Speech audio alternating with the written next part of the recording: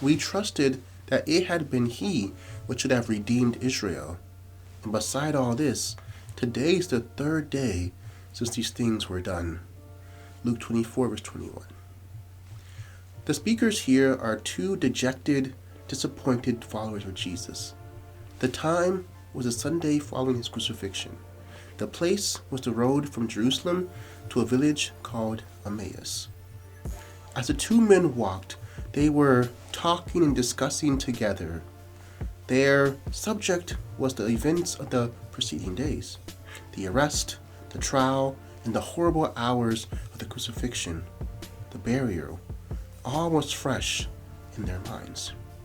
These two men were confused. They trusted that it had been He which should have redeemed Israel. Was their faith an illusion? Were their master's teachings false? Must they go back to their old life and try to forget all the wonderful years they had spent with Jesus? The loving concern of Jesus is shown by the fact that He was there when these two men needed Him. At first, He did not identify Himself, but in response to His questions, the two men told their story regarding the Jesus they had known. And Jesus resolved their questions by pointing out the passages in the Old Testament that predicted His life, death, and resurrection. At the dinner table in Emmaus, He revealed Himself to them, and then He vanished out their sight. The effectiveness of Jesus' Bible study with them is indicated by their reaction when they discovered His identity.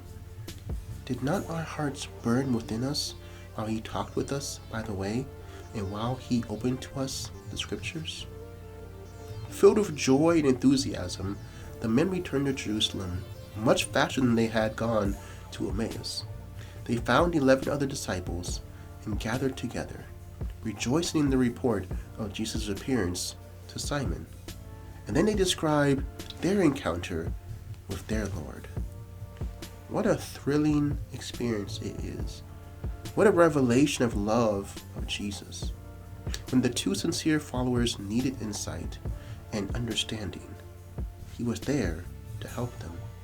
He transformed bitter disappointment into thrilling joy.